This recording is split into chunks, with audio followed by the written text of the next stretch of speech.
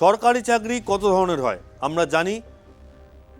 সরকারি চাকরি পার্মানেন্ট বেসিসে হয়, অর্থাৎ স্থায়ী কর্মী, অস্থায়ী কর্মী এবং চুক্তিভিত্তিক কর্মী। অস্থায়ী কর্মী যারা দীর্ঘদিন ধরে কাজ করছেন, সাধারণত 10 বছর, তারা যদি 10 বছর যদি কাজ করেন তাহলে কিন্তু তাদেরকে স্থায়ীকরণ করা হয়। কিন্তু এই অস্থায়ী কর্মীরা যদি দীর্ঘদিন ধরে কাজে না আসেন বা কর্মবিরতি নেন, তাহলে তাদের কি স্থায়ীকরণ করা হবে না? দর্শক, এই নিয়েই আজকের মামলা। আজকের লিগাল প্লাস নিয়ে চলে এসেছি আমি শুভঙ্কর। প্রথমে আমরা চলে আসি মামলার নামে। Premchand and others versus state of Punjab and another. একটা সিভিল অ্যাপিল নাম্বার আছে। জাস্টিস সঞ্জয় কেরল এবং জাস্টিস অগাস্টিন জর্জ মাসির বেঞ্চে এটা শোনা হচ্ছে সুপ্রিম কোর্টের। কবে রায় এসছে? চূড়ান্ত রায় 16ই মার্চ 2026। ব্যাকগ্রাউন্ড, এখানে দেখা যাচ্ছে যে পাঞ্জাবে কয়েকজন মানুষ তারা কিন্তু ক্লার্ক এবং পিয়ন পদে অস্থায়ী কর্মী হিসাবে তাদেরকে নিয়োগ করা হয়েছিল। কবে? 1995-96 সালে। সেই থেকে তারা কিন্তু অস্থায়ী কর্মী হিসেবে কাজ করে যাচ্ছেন, কিন্তু তাদেরকে স্থায়ীকরণ করা হয়নি। কারণ তাদের মধ্যে কেউ 5 দিন, সর্বোচ্চ 187 দিন ছুটি নিয়েছিলেন। এই কারণ দেখিয়ে পাঞ্জাব সরকার তাদেরকে স্থায়ীকরণ করেনি। যখন তাদেরকে স্থায়ীকরণ করা হলো না, তখন তারা ছুটলেন পাঞ্জাব অ্যান্ড হরিয়ানা হাইকোর্টে। পাঞ্জাব অ্যান্ড হরিয়ানা হাইকোর্ট কি বলল? তারা কিন্তু রাজ্য সরকারের যে সিদ্ধান্ত, সেই সিদ্ধান্তই তারা বহাল রাখলো। এরপর ওই মানুষগুলো ছুটলেন সর্বোচ্চ আদালত, অর্থাৎ অ্যাপেক্স কোর্ট, সুপ্রিম কোর্টে গিয়ে তারা কি বললেন না, তারা যেরকম কাজ থেকে ছুটি নিয়েছিলেন, দীর্ঘদিন কর্মবিরতি নিয়েছিলেন, তাদের থেকেও বেশি কেউ বা কারা কর্মবিরতি বা ছুটি নিয়েছিলেন, তাদেরকে স্থায়ীকরণ করা হলো, কিন্তু আমাদের কেন স্থায়ীকরণ করা হলো না?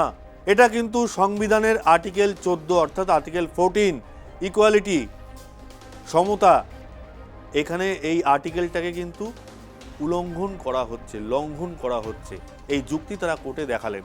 সুপ্রিম কোর্ট কি অবজার্ভ করলো? সুপ্রিম কোর্ট প্রথমে অবজার্ভ করছে, the court held that short breaks in service do not necessarily indicate abandonment of employment or voluntarily cessation of service. তাহলে সুপ্রিম কোর্ট বলছে, কেউ যদি চাকরি থেকে দীর্ঘদিন যদি অনুপস্থিত থাকেন, তার কাজে যদি দীর্ঘদিন ধরে অনুপস্থিত থাকেন, তার মানে এটা নয় তিনি সেই চাকরিটা ছেড়ে চলে গেছেন বা স্বেচ্ছায় ছেড়ে দিয়েছেন, তার মানে এটা কিন্তু নয়।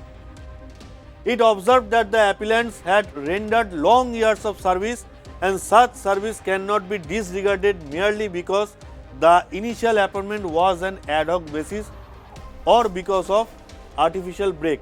তাহলে এখানে দেখা যাচ্ছে তারা কিন্তু সেই যাদেরকে স্থায়ীকরণ করা হয়নি, তারা কিন্তু দীর্ঘদিন ধরে কিন্তু কর্মজীবনে কর্মরত রয়েছেন। তারা শুধুমাত্র অ্যাড হক, অর্থাৎ অস্থায়ী ভিত্তিতে তাদেরকে নেওয়া হয়েছিল বলে তাদেরকে পার্মানেন্ট করা হবে না, বা তারা কাজ থেকে দীর্ঘদিন ধরে বিরতি নিয়েছিলেন বলে তাদেরকে পার্মানেন্ট করা হবে না, এই যুক্তি কিন্তু খাটে না। The court emphasised the principal of parity and non discrimination, noting that several similarly situated employees had been granted regularization despite having longer service break. Supreme court এখানে খুব একটা ভালো জিনিস পর্যবেক্ষণ করলো। যারা সুপ্রিম কোর্টে আপিল করেছেন তাদের থেকেও বেশি কর্মবিরতি, কাজ থেকে বিরতি যারা নিয়েছিলেন, তাদেরকে কিন্তু পাঞ্জাব সরকার স্থায়ীকরণ করলো, কিন্তু এনাদেরকে করলো। It held that state cannot selectively apply its policies to deny benefits employees who are identically placed without a valid and reasonable justification. The court found that the denial of regularization to the appellants amounted to arbitrary and discrimination treatment violating Constitution 14. তাহলে এখানে তাদেরকে যে স্থায়ীকরণ করা হয়নি, এটা কিন্তু পাঞ্জাব কোর্টের স্বেচ্ছাচারী সিদ্ধান্ত, এটা সুপ্রিম কোর্ট অবজার্ভ করছে, এবং আর্টিকেল 14 এখানে ভায়োলেট হচ্ছে। আমাদের সংবিধানের যে আর্টিকেল 14 আছে, 14 নম্বর সংবিধান, সেটা কিন্তু এখানে ভায়োলেট হচ্ছে, এখানে লঙ্ঘিত হচ্ছে। কি রে, তোর বেশ র্যাশ হয়েছে দেখছি। হ্যাঁ রে, কি করবো বলতো, র্যাশগুলো কিছুতেই কমছে না। অনেক কিছু ইউজ করলাম, তবুও কমছে না। আমার মনে মনে হয় তোকে কোনো একজন ভালো ডার্মাটোলজিস্টের কাছে দেখানো উচিত। তুই ঠিক বলেছিস, কিন্তু কোনো ভালো ডার্মাটোলজিস্ট থাকলে একটু সাজেস্ট কর না প্লিজ। এই তোর তো একবার র্যাশ হয়েছিল না? তুই কোথায় দেখিয়েছিলিস? তুই একবার গৌরীদেবী হসপিটালসে দেখাতে পারিস, ওখানে ভালো এক্সপিরিয়েন্স ডার্মাটোলজিস্ট আছে। আমারও সেম প্রবলেম হয়েছিল, এখন ওখানে ট্রিটমেন্ট নিয়ে আমি এখন ঠিক আছি।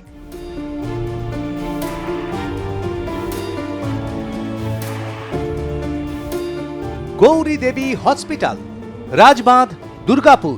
যোগাযোগ 8001003333, 8001113333।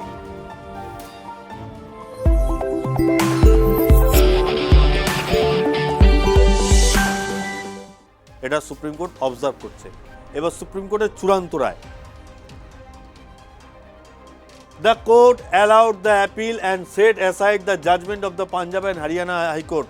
তাহলে এখানে সুপ্রিম কোর্ট কিন্তু যারা অ্যাপিল করেছিলেন সুপ্রিম কোর্টে তাদের কিন্তু আপিলটা গ্রহণ করলেন এবং পাঞ্জাব এবং হরিয়ানা হাইকোর্টের যে অর্ডার ছিল, যে রায় ছিল, সেই রায়কে খারিজ করে দিলেন। সুপ্রিম কোর্ট এখানে বলছে 4 সপ্তাহের মধ্যে এই যে আপিলকারী যারা ব্যক্তি যারা আপিল করেছেন চাকরির জন্য তাদেরকে 4 সপ্তাহের মধ্যে স্থায়ী পদে নিয়োগ করতে হবে। আর তাদেরকে তাদের সার্ভিস যাতে কন্টিনিউ হয়, তারা যাতে চাকরিতে যাতে পুনর্বহাল হতে পারেন সেটা দেখতে হবে। All consequential benefits including ইনক্রিমেন্টস and service benefits, তারা কিন্তু একজন স্থায়ী কর্মচারীর মতো সব সুযোগ সুবিধা পাবেন। অর্থাৎ তারা যেদিন থেকে কাজ করছেন সেদিন থেকে এখনো পর্যন্ত একজন স্থায়ী কর্মচারী যে সমস্ত সুযোগ সুবিধাগুলি পেয়ে থাকেন, সেটা টাকা হোক ডিএ হোক, তারাও কিন্তু সব কিছু পাবেন।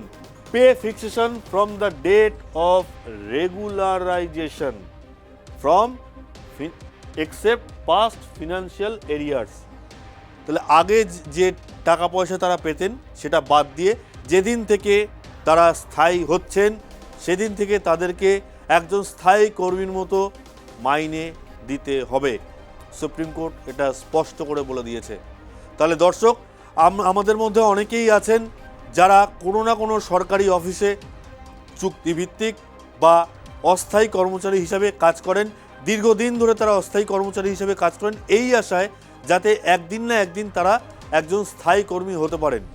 তাহলে এই মামলাটা, আজকের এই মামলাটা কিন্তু তাদের কাছে একটা বড় দৃষ্টান্ত, বড় উদাহরণ যে তারা দীর্ঘদিন ধরে কাজ করলে তারা যদি সার্ভিস থেকে কিছুদিনের জন্য ছুটি নিয়ে থাকেন তাহলেও সেটাও কিন্তু তাদের স্থায়ীকরণের পথে বাধা হয়ে দাঁড়াবে না।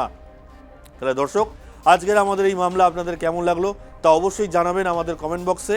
এছাড়াও যে কোনো ধরনের খবর পেতে আমাদের চ্যানেলটা সাবস্ক্রাইব করুন, বেল আইকনটা প্রেস করে দিন। ধন্যবাদ।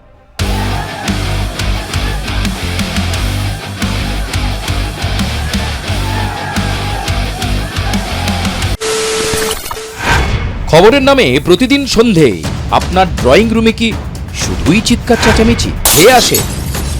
বিতর্কের নামে চলে গালাগালি আর কাদা ছোড়াছুড়ি।